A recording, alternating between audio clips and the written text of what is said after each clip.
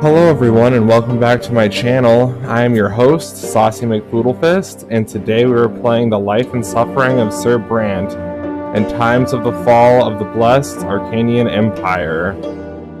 This is a free demo that I got with the holiday sale on Steam. I'm considering buying the game. I've been considering buying the game since before it came out. It's on sale right now, and I thought I'd play the first couple of chapters to see whether or not I like the game. So let's get started. Sir Saucy Brante. Choose your name carefully. Other characters will address you exactly like this. Chapter restarts. You will not be able to go back to previous chapters and change your decisions. You will live with the character's life from start to finish and endure all mistakes and misfortunes, of course. Consequences open. You'll see the consequences of your possible choices in advance. This is the recommended game mode, as you will be able to direct your character's fate in a way you want. You can change the setting. You will not be able to see the consequences in advance. If you want to discover the results of your decision only after you've taken it. Okay, yeah, we're gonna do that. That sounds like fun, actually. Hidden consequences and chapter restarts disabled. So, you hold the fate of a single man in your hands. You will follow his life from birth to death. Your choices shall define who Sir Brante will grow up to be. You will decide his personality, social status, and what mark he'll leave on history. With every step he takes at your behest, Sir Brante's character will change and evolve. Your decisions will close some doors for him, but open many others. The world of Sir Brante's birth is a ruthless realm, where people are divided into estates. It is hard to be a hero here. Be ready to accept that Sir Brante cannot overcome every challenge in his path. Every hard choice will test his character and personal qualities. Often you will not be able to make the choice you would like to. It may happen because you chose a different road earlier, exhausted your hero's willpower, or haven't earned the right position in society. Every victory will be a struggle, a path paved with bitter losses and gut-wrenching failures. Accept the tragedy. This is how you will create a gripping and unique tale for your hero. What will become of Sir Brante, his loved ones, and his world? It all depends on you. Ooh boy. The story of my life remains written on these pages. My fate has always been my own. Every deed, every choice, and every person I met made me what I am. Could I have really taken a different path? Found a different calling? Altered the very course of history? And what price would I have to pay?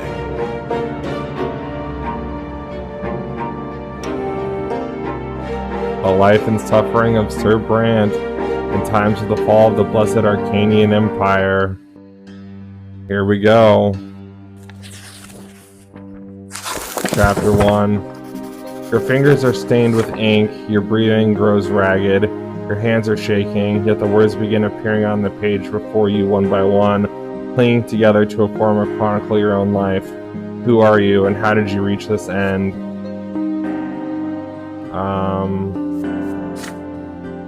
You were born, raised, and lived your entire life in the blessed Arcanian Empire. In this land, a man's destiny is predetermined at the moment of his birth, whether human or Arcanian, nobleman, priest, or low-born commoner, all bent to the divine will of the twin gods, and each life is not but a single cog in the universe's immeasurable machine. The memories come flooding back. They engulf you as a merciless wave, binding together days that are thrice dead and gone. The dreams of your childhood, your adolescence, your youth spent in the capital, years of peace teeming with life, and a war drenched in blood. High ranks and lonely deeds, opulent places, secretive city backstreets, fields of battle, and faces, so many faces of the people you held dear, the people who walked this road by your side. Such was your life, now all exposed by ink erupting onto the page. With every step you sought to change the world as you saw it, the choices of your upbringing, the path you carved in your youth, the fruits of your struggle, and the consequences of your sacrifice. And it all led you here, to the end of your time, and every choice had a price. Now, years and years later, the crossroads of your life echo in memory, the pain and joy inextricably intermingled. Could you have taken a different path, chosen a different calling, found a different place in the world? You had the power to alter the very course of history. Now, on the verge of death, you struggle with doubt, seeking answers to the last and most crucial question of all, your life. Of all the paths in life, why did you walk this one? Did you choose your own fate, or was your life shaped by forces beyond your control? What determines a man's destiny?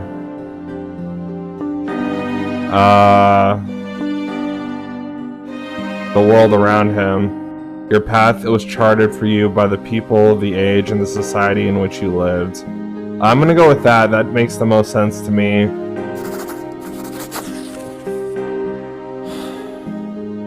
Your final hours in this world are upon you. You close your eyes. In your mind's eye, you see them once more, the faces of your family, your friends, your foes, your underlings, your rulers, one after another. You recall the events that changed you forever. And in that moment, you know the truth. You are a part of this world. You are its flesh and blood. Your family, your hometown, your empire, they all made you what you are. Your destiny was the sum total of your upbringing and social status, other people's choices, and the age which you lived. But are you right about this? Is it all true? To learn the truth, you'll have to return to the very beginning, remembering every step you took along the way. On these pages, the story of a man named Saucy Brante will live once more.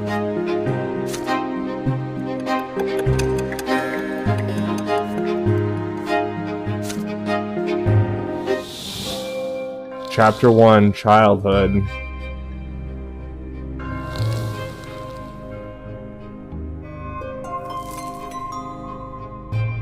Chapter 1, Childhood. Childhood, where life begins, first words, first unsteady steps.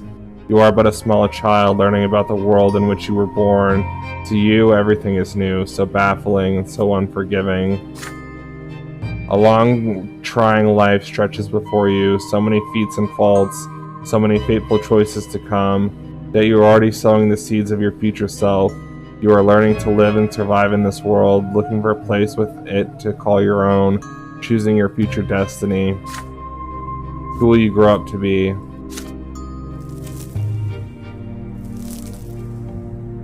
Prologue, Growing Up.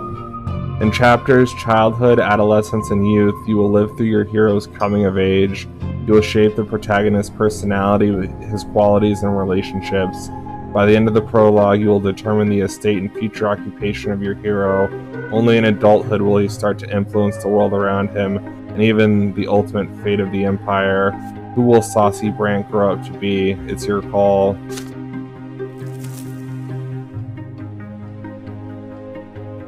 Chapter 1, Childhood. Okay, we already did this. Events in the personal life of the hero that can happen in this chapter. The fencing lesson. You dare to study fencing like your father, even though you have no right to it by its birth. Beyond, as a small child, you suffer your first death and rebirth. Insight, you experience an insight when your mother tells you about the ways of the world and the lots of its inhabitants.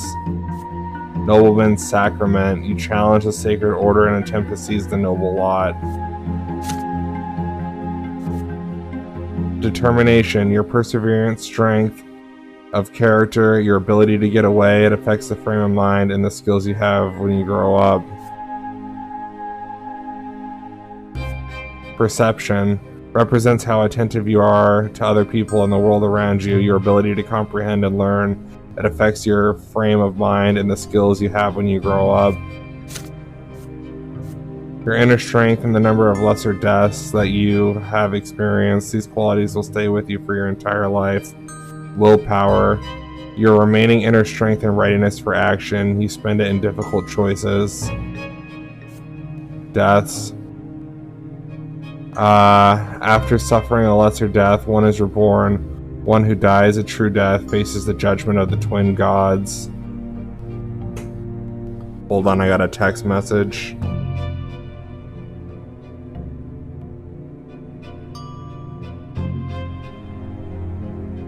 Okay, sorry about that.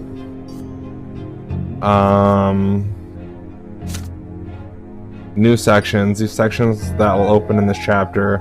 Destiny, personality, House of Brante, family. Begin chapter. Let's do it. Let's do it up, baby. Birth. At first there was nothing, no time, no sensation, nothing but darkness and void. But then a will breathed life into nothingness. Matter and spirit were set in motion. History began its march. It was your turn to enter this world. Your first memory, you were lying on your back, blinded by a bright white light. You are not alone. Above you tower the colossal figures of those who created you. You are part of them, and they are part of you. Between you and them is an inexplicable connection, a strong, unbreakable link. They will always watch over you, guard you, and protect you. It hurts to breathe. You let out the pain in the form of a desperate scream. Your creators extend their hands towards you. There are two of them. The one who brought you form from their own selves and brought you into this world. They are united, yet as they lean closer, you begin to see how different they are. You can already feel their differences within you, struggling against each other. The first figure is soft and empathetic, wise and merciful. The love that emanates from it wraps you head to toe like an invisible blanket. The warmth from it's never ending. The second figure is a strong and powerful, commanding and noble.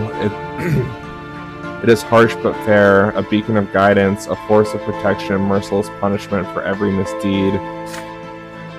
Yet there is also a third figure. It is like a shadow barely seen behind them, yet already pulsing with an unbreakable will to live. It is the very will to live that is now growing ever stronger within you. A soft open palm, a strong closed fist, a lingering distant shadow.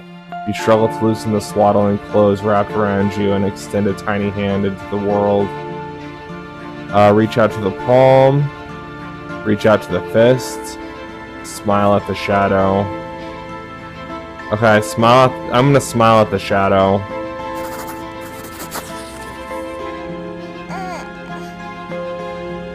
Your first smile appears on your face, awkward yet genuine.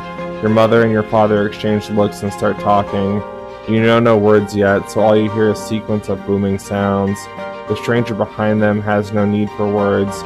The stranger's look is all it takes for you to feel the will to live and act that now burns within you.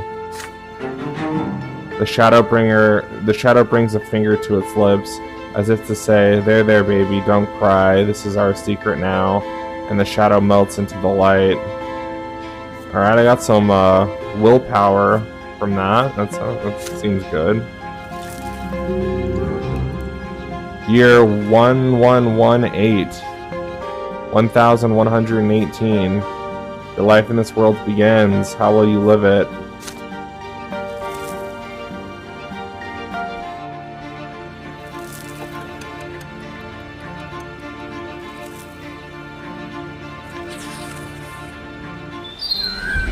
Hide and seek. As the days go by, you learn to tell your parents apart. You recognize father by his heavy breath and strong, cold hands. He visits you rarely. Robert Brante. Hello there, little saucy Brante. Mother's tender voice, however, follows you day and night. Lydia Brante. My, you're growing so quickly, my child. There are two more children in the family named Stefan and Gloria. Gloria sings songs to you. She often dresses you in tight clothing and gently holds your hands as you learn to take your first steps. Stefan likes to sweep you up and pinch you and toss you into the air. Oh look, this is your brother and sister. Yeah, you're my little brother. We're gonna play together, but I'll always be in charge because you were born a commoner. Be quiet, you. He doesn't understand yet. Come on, baby softy. Let's go play in the yard. It is hot outside. You grip your brother's hand with one hand and your sister's with another as they help you walk down the giant stone stairs. Then you sit on the ground and start exploring the sparse blades of grass with your fingers. It tickles. In the sky far above and away from you is a gigantic pillar, a perfectly straight stick made of light. It is so bright it hurts to look at. Stefan Brante, why are you staring at the shining pillar? It's not going anywhere, you know. Hey, I want to play hide and seek. He's just a little baby. How's he gonna play? Then you hide him, and I'll try to find both of you. You have no idea what they are talking about, but you support them with happy cooing. This is strange, but so exciting. Stefan and Gloria glance at each other. Then your brother walks into a big tree, closes his eyes, and starts shouting something. Gloria takes your hand and walks you through the yard. Your sister takes you behind some thick bushes by a tall wall. The light from the light stick on the horizon barely reaches her. Here. You can't see from home this place. The ground is crawling with tiny black bugs. Gloria sits you down. Sits you down on the steps. Sits you down on the ground and puts a finger to her mouth for some reason. And then she's gone. You can no longer hear Stefan's voice. Gloria is nowhere to be seen. You feel colder. The bugs are no fun to play with. You've been sitting here for a long time, completely alone. Nobody checks on you. Did they forget about you? Did they abandon you? I'm gonna sit and wait.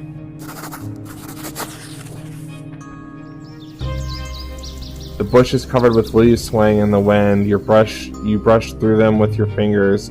The twigs and branches are stiff and will not bend. They are different from the blades of grass. Down on the ground, you see a group of bugs carrying a little twig. You grab it from them. They're so funny. One of the bugs crawls on your finger and bites it, just enough to sting a little. You hear brisk steps, then the leaves and twigs rustling and parting. Your mother leans over you. You greet her with a happy face and show her the finger with the bug on it. So that's where they took you. Mother picks you up, puts you to her chest, and pats you on the head. Brother and sister stand behind her, clearly feeling guilty. Gloria is in tears. Stefan keeps staring at his feet. You hug your mother tightly. She is here now. Alright, +1 perception.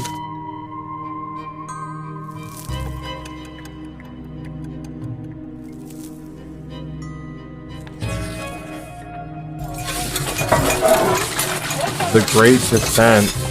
Another memory. You are still a little child, but you can already talk and run around on your own. Today is out of the ordinary. Father is busy around the house, giving orders to the servants. Throughout the day, the kitchen has been abuzz with work, and there are solemn, gloomy preparations and candles being lit. Even your older brother Stefan is quiet today. Mother takes your hand and brings you to your sister Gloria. Lydia, my son, today is the Great Descent. We honor the day when the twin gods descended to us. We must spend this day in reverence to the gods. You are too young to understand, so just do everything your sister says for now. Gloria takes you to the playroom. There are no toys here, no chairs. Even the carpet has been taken away. There's nothing but a bare wooden floor. Today we're not allowed to go in any other rooms, but we'll be eating nothing but gruel and stale bread. On this day of the Great Descent, everyone must be where they belong. It is quiet, unusually so. Muffled voices from beyond the door are all you can hear. You are sitting on the cold floor, confused, with no idea what to do. Then you hear your sister's voice, a lonely sound in an empty room. It is a little song that Mother taught her. You hold your breath as you listen to it. When the twins came down to Earth, they brought lots for every birth. Let us count them, 1, 2, 3. The twins made them for you and me. Noble rule and bravely fight. They protect us with their might. Priests work hard to understand, guide us by the twins' commands. Common people work and toil, always patient, never spoiled. Live your lot where you were born to the day when you pass on. Know your lot and know your prayer, for the twins are everywhere. You are transfixed by the tune. Gloria notices your gaze and a smile creeps across her face. You like the rhyme, don't you, Saucy? Do you know what it's all about? Look, there are 3 lots. They were brought to us by the twins when they descended to us from the shining pillar. Remember the pillar of the light on the horizon? That's it. You can see the shining pillar anytime from anywhere in the world. If you follow your lot as you live, you'll reach the peak of the pillar, and if you don't, you'll get eternal torment at the foot. You see, you and I are low-born. Mom is a commoner too, so the lot for you and me is to suffer and be patient and work hard, understand? The priests and nobles have their lots. The nobles fight and rule over everybody. The priests, well, I'm not really sure what they do, but I guess they talk to the twins and then they teach everybody. Gloria stares at you intently. Did you get it, silly? Then she shakes her head and keeps singing the song over and over again. Her voice transfixes you, drawing you in. The room starts to glow like the sky. From the light emerge 2 figures you have known ever since the moment of your birth. One of them embraces your sister's shoulder. The other stands guard behind her back. You watch this happening before your very eyes, unable to turn away. Gloria is swaying to the song, unaware of what is happening. She sings the final verses once more. Know your lot and know the prayer. You feel compelled by this divine sight to express yourself somehow. You feel words condensing within you from the light. But what will these words be?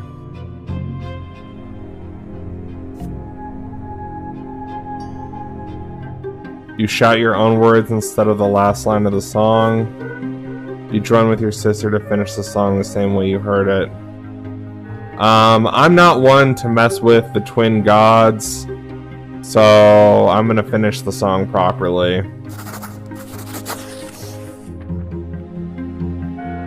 Know your lot and know your prayer, for the twins see everywhere. You sing the last line together with Gloria. Your sister looks up at you in surprise and gives you a nod. The shining pair standing behind her back turn to look at you. You can feel their gaze piercing you from top to bottom. When the moment passes, they melt into the dim light coming from the window. Gloria turns her head to look at where you were staring. Did you see something, Saucy? You shake your head. Not anymore. Perception +1.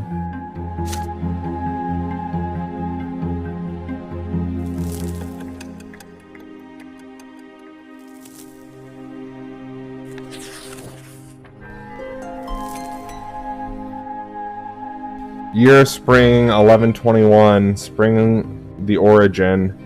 You're starting to understand more and more of what the adults say. Your family is an unusual one. Your father is a nobleman, but not by birth. His is a title earned through great service, but your mother is a low-born woman, a commoner. Because of this, you were born a commoner, but father says you may yet come unto nobility.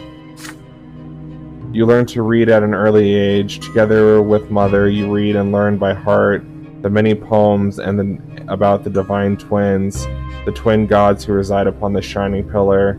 Mother calls these poems prayers. And again, you try to discern the shapes of the gods in the strip of holy light that shines in the sky all day and night, but the light is too blinding to gaze upon.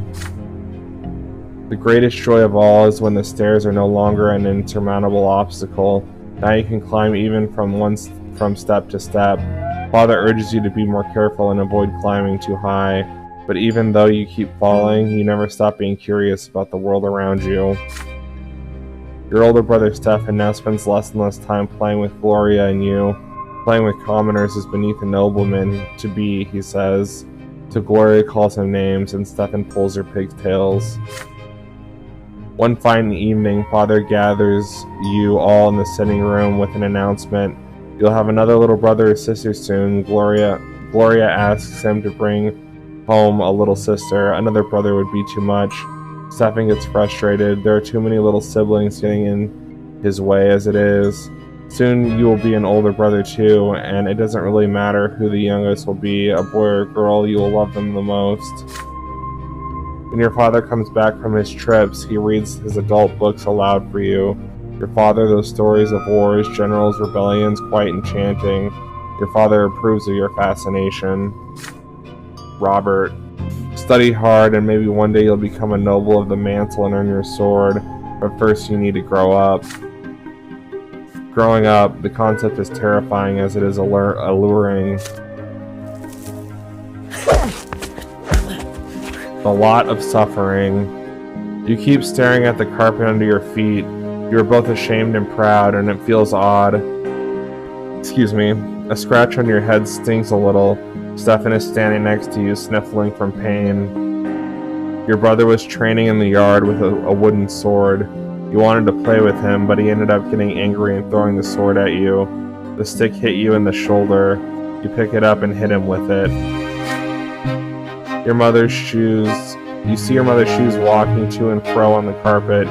You do not want to look up. You would rather not see her angry. She is not as gentle to you these days. Lydia Brant, why did you hurt Stefan, Saucy?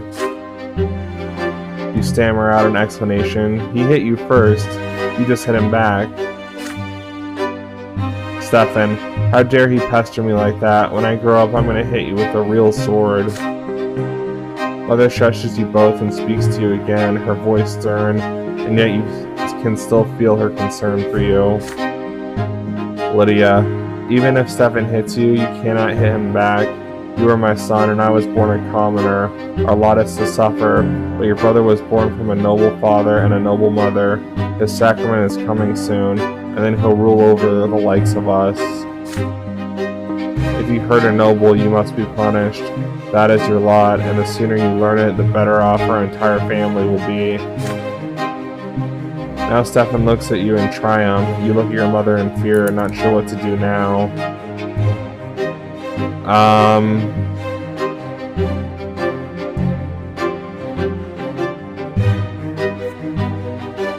You accept your guilt and tell your mother you're ready to be punished. You continue to insist that you are not guilty and you will not be punished no matter what.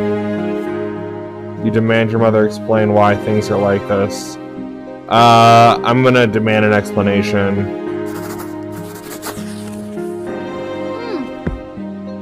A lot of suffering. You start asking questions. Why were you born a commoner if your father is a noble? If you have your father's name, why can't you have his lot? And why can't you choose a lot for yourself if you don't like the one you have? Mother is stunned by all the questions you are peppering her with. Lydia, don't you dare ask me about that, Saucy. I'll violate my lot if I start explaining all to you. I'm a commoner, not a priest. You are flogged in front of your entire family. The pain burns on your skin again and again. Tears keep rolling down your cheeks. It feels like the punishment will never end. It hurts to walk when you are finally let go. You slowly climb the stairs and walk to your room. You see a book on your bed, The Teachings of Eustachius, Volume 2. Your tears have dried now. You begin to read, slowly making your way through the difficult words. Every death of the body bringeth the soul even closer to the twins' judgment. And when the body dieth, a true death, the soul soareth through the shining pillar. The twin gods do judge every soul, and their judgment is stern and unforgiving. He who followeth his lot in life from birth shall meet in bliss atop the peak of the shining pillar. The words confuse and elude you, instilling fear and awe. You'll read this mysterious book again and again as you grow up. More perception.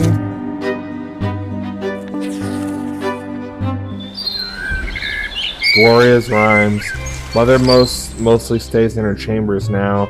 With each passing day she grows heavier and her features get rounder. It gets difficult for her to walk, but she still smiles all the time. One day she takes her hands and puts them on her big belly, and you feel a movement deep inside her. You'll have another brother or sister soon. Man, Gloria likes to bump it. Gloria takes you and walks into the yard now. You explore the yard together under the evening light of the pillar, and she sings you songs and tells you amazing stories. Gloria. Hey Saucy, do you want to hear a rhyme? I wrote it myself. There's even a bit about you, but don't tell anyone, okay? Writing poems and songs is only for nobles. If Mommy hears about it, I'll get flogged. Remember how you got flogged for hitting Stefan? Our judge is my second father. In the past I had another. Mother say the twins are great. Says we should not fight our fate. Brother loves to jump around. Please don't fall down on the ground. See, I wrote a little rhyme. Please don't tell them it is mine. But today your sister is nowhere to be seen. She promised to take you to the old pond and show you the red frogs that live there, but then she vanished. The servants join you in your search. Even your mother leaves her chambers when she hears the commotion. Finally, you find Gloria in the far corner of the garden. She is holding a quill and sheets of paper covered in poetry. Mother becomes angry the moment she sees it. She looks through the poetry and her face grows dark with rage. Gloria is standing before her, wringing her hands and looking for an opportunity to run, but there is no escape. Lydia. What is this nonsense, Gloria? We talked about this. You were told to take care of your little brother. You are absolutely not allowed to entertain yourself with this writing. I can decide that for myself, Mom. No, you cannot. It has already been decided by the gods. And he's not a little brother anymore. He doesn't need a nanny, and I need some time alone to think for myself. I'm not hurting anyone. You are a commoner and a future wife. It's time you learned how to properly care for children. Had your disgraceful former father kept me in his house, you could have been born a noble, but that is not our fate, and you are absolutely forbidden from ever spoiling paper and wasting ink again. Mother grabs Gloria firmly by the hand and takes you both into the house. The scribbled sheets fly into the fireplace. Gloria sobs violently. You are a bystander to the scene, unsure of how to act.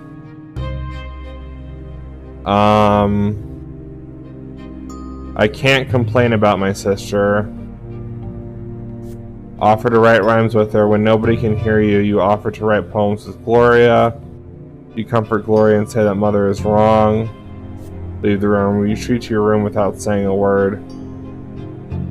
I'm gonna leave to my room.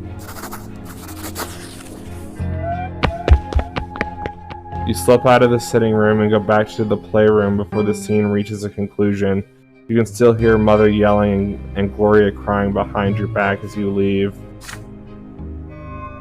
Back in the playroom, you start building a formidable fortress out of wooden blocks to bury yourself. If only you had toy soldiers to storm it. A little later, the playroom door opens. Gloria. You're not mad at me, are you? You shake your head. Can I stay with you for a while? You nod and return to your game. Gloria sits on the floor in a faraway corner of the room. Willpower plus 10, prepared for anything.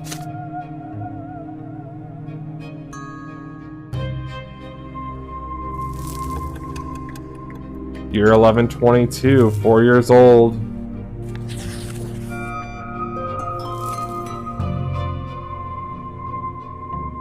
Year 1122, winter, the coming sacrament. Mother is in her armchair knitting woolen jackets, pants, and socks for the little one. The baby will need to be kept warm, she says. Father spends less time at home now. Mother says he's very busy with his important job. He is a judge after all. One day you decide to ask Mother about Stefan and Gloria. How come they're brother and sister to you, but not siblings to each other? Lydia. Well, my dear, I didn't give birth to Stefan, you see. He's the son of another mother, and Gloria is the daughter of another father. Come now, don't knit your brow like that. You'll understand when you're older.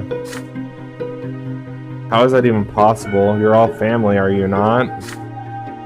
Several days later, Mother calls Stefan and Gloria to the sitting room. You sneak in after them. At first, Mother gets angry and asks you to leave, but she then relents. You are told to sit still, be quiet, and remember every word you hear. Lydia. When you enter the room, bow to the twins, first to the elder on the right, and then to the younger on the left. Stefan, your nobleman to be, so walk alongside this paved path with marble where the benches are. Gloria, you walk along the sharp side. When you're there, you must get down on your knees and each on your own side. Stefan, kiss the sword. Gloria, my daughter, they will strike you with the lash. Don't be afraid. Resign yourself to the suffering it brings. It is a blessing of your lot. Gloria doesn't like the idea of the lash. There's a tense feeling in your chest as well. You were told to remember this. Will the lash strike you too one day? On the next day, they take your brother and sister to the temple. You run towards them when they finally come back. The back of Gloria's dress is soaked in blood. She's hunched a bit, sobbing quietly. Stefan is putting on airs, acting prouder than ever. Nothing else looks different about them. It's like all is the same, and yet everything has changed. Each of them has accepted their lot. Okay, relations -1. We're losing unity and relationships.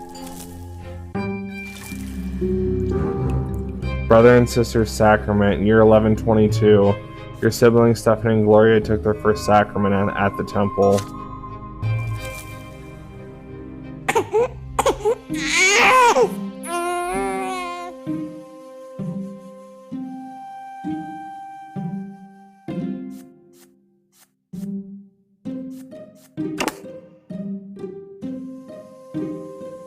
Alright, we're going to end the episode off here.